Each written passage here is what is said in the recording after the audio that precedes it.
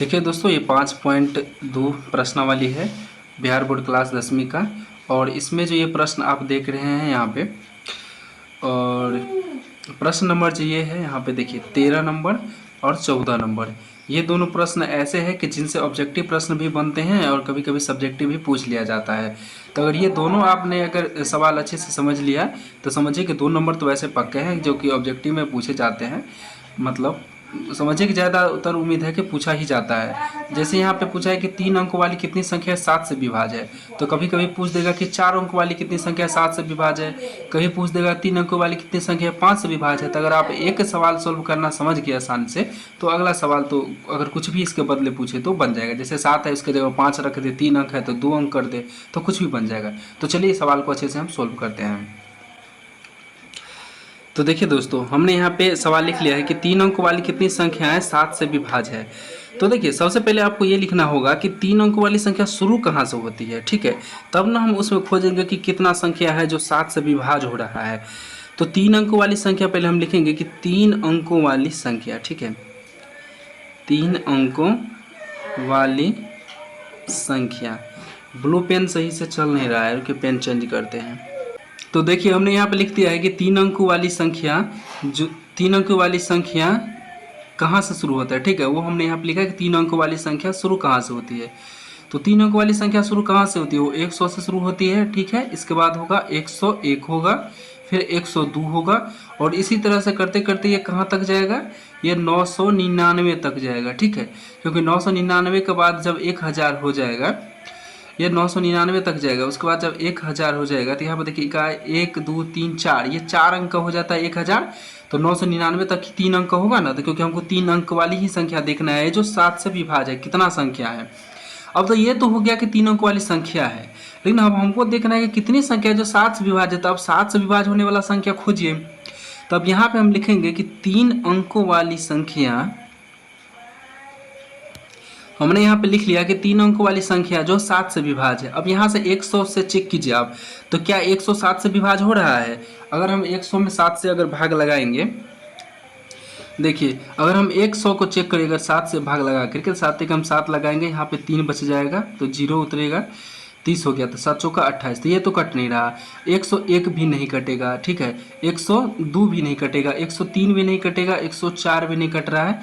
अब 105 को आप भाग दे करके देख सकते हैं। तो 7 एकम 7, 10 में से 7 घटाए तो 3 बचेगा, 5 7 पंचे 35, तो मतलब कि 105 कट रहा है, ठीक है। तो 3 अंक का जो संख्या जहाँ से शुरू हो रहा है, तो वहाँ से सबसे पहला जो कौन सा संख्या कट रहा है 7 से, वो है 105 है, ठीक है। इसको हम यहाँ से लिखना शुरू करते हैं, तो वो कितना होगा 105 होगा, ठीक है। इसके बाद देखिए जैसे ही आपको पहला अंक मिल जाए ना, तो उसमें आप 7 ऐड करते जाइए। जैसे कि मान लीजिए 7 का आप पहाड़ा लिखते हैं, तो 7 एकम 7 हुआ, 7 दूनी कितना होता है 14, 7 21, तो इसमें 7 का क्या आ रहा है, अंतर आ रहा है ना। तो 3 अंक वाली संख्या जो 7 से विभाज्य है, तो 7 से पहली अगर आपको विभाजित संख्या मिल गया, तो उसमें आप 7 जोड़ते जाइएगा तो अगला संख्या तो मिल जाएगा ना। तो 105 में 7 जोड़ेंगे तो कितना होता है 112 होता है, ठीक है। 112 में फिर 7 जोड़ेंगे तो कितना होगा 119 होगा, ठीक है। तो एपी के लिए आपको लगातार 3 संख्या ही चाहिए। 3 संख्या भी मिल गया तो आराम से आप अगला पद कोई भी निकाल सकते हैं। तो इसके बाद इस तरह से डॉट डॉट करते करते कहाँ तक जाएगा 999 तक जाएगा। अब लेकिन हम एन वाला खोजेंगे, कि मतलब लास्ट वाला तो खोजेंगे ना। ये तो शुरू वाला आपको मिला कि यहाँ से शुरू हो रहा है, यहाँ पे हम एपी लिख सकते हैं इसको, ठीक है, एपी हम यहाँ पे लिख सकते हैं। तो 105 पहला संख्या है 3 अंक का जो 7 से कट रहा है, फिर 112 है, 119 है, तो लास्ट वाला जो है 999 है। तो क्या ये 999 कट रहा है 7 से, भाग लगा कर आप चेक कर लीजिए। 9 है लास्ट में, तो 9 से इस 7 से नहीं कटेगा। तो इसी तरह से आप चेक करिएगा, तो 994 जो होगा ना, 994 आप देख लीजिए, भाग लगा के ये 7 से कट जाएगा, तक जाएगा, ये 994 तक जाएगा। तो इसका मतलब हमको क्या हो, यहाँ पे एक एपी मिल गया। तो यहाँ पे ये हो जाएगा A1, ये हो गया A2, ये हो गया A3, और ये AN का मान है। ये कितना नंबर पद है ये हमको नहीं पता है।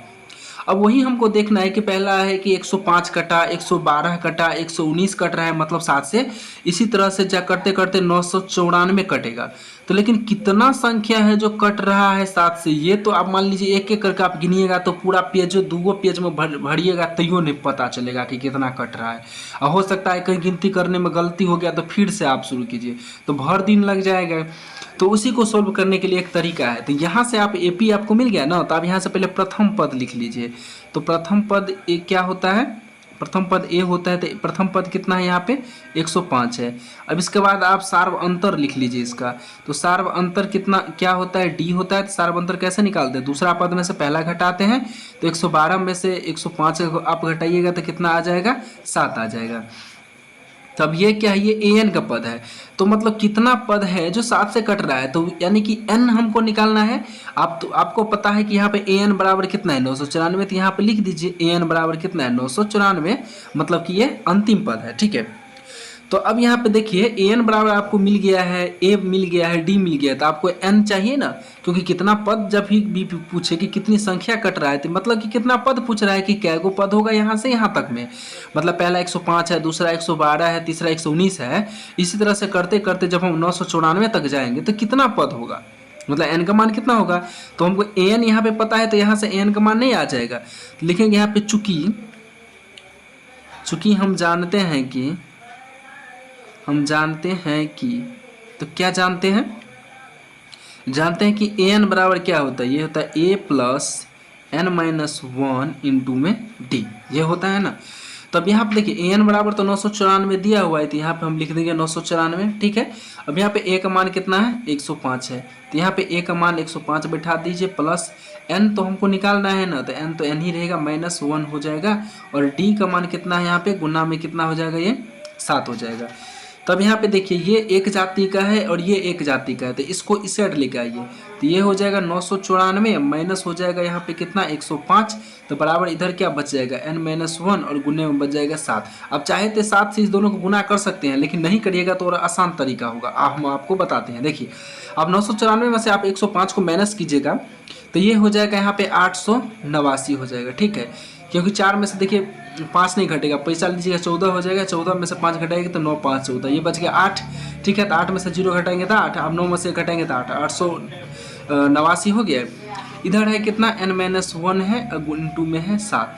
अब यहाँ पे देखिए ये और ये दोनों एक जाति का है क्योंकि अंक है। ठीक है, तब इसको हम इस साइड लेके जाएंगे, तो ये 889 तो इधर रहेगा ही। अब 7 क्या है, इसका साइड साथ में गुना में है, तो इस साइड जाएगा तो ये क्या हो जाएगा, भाग में आ जाएगा।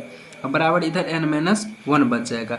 अब इसको काटिए 7 एकम 7 कितना बचा 1, तो ये हो गया 18, तो 7 दूनी 14 बच गया, फिर 4 तो हो जाएगा ये 49, तो 7 7 49, यानी कि 127 बार में कट रहा है n-1। अब यहाँ पे देखिए एक और ये 127 क्या दोनों एक जाति का है, तो एक को इस साइड लेकर आइए, तो 127 तो है तो पहले से रहेगा। अब यहाँ पे देखिए ये n-1 है ना, तो 1 मतलब माइनस में है, तो इस साइड जाएगा तो ये क्या हो जाएगा, ये प्लस में 1 हो जाएगा, बराबर इधर रहेगा n, तो ये हो जाएगा 128 बराबर n, या फिर n बराबर कितना हो जाएगा 128।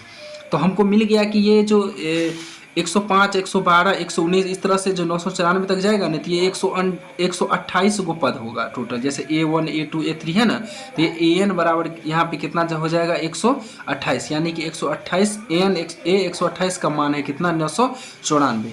तब हम यहाँ पे लिख देंगे इसका आंसर, हम यहाँ पे लिखेंगे कि अतः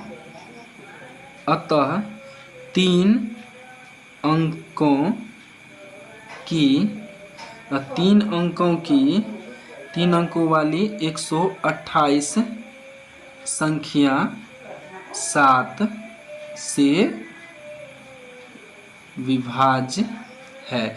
यही हम तो से पूछ रहा था ना कि कितनी 3 अंकों वाली कितनी संख्या है जो 7 से विभाजित है। 3 अंकों वाली 128 संख्या है जो 7 से विभाजित है।